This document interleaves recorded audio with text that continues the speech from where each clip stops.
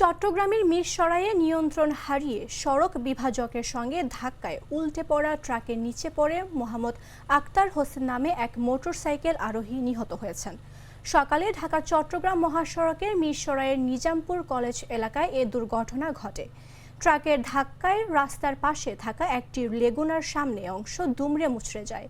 এ বিষয়ে কুমিরা হাইওয়ে থানা পুলিশের ইনচার্জ জাহাঙ্গীর আলম বলেন, দুর্ঘটনার খবর পেয়ে দ্রুত ঘটনাস্থলে এসে উদ্ধার কাজে অংশ নিয়েছি।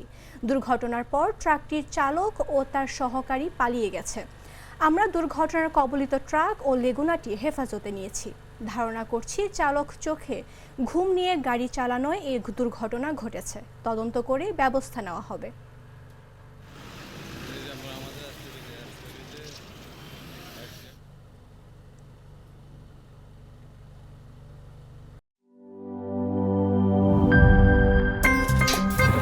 আমার একটা স্মার্ট সিদ্ধান্তে 25% গ্যাসের খরচ কমেছে। ভাবছেন কিভাবে?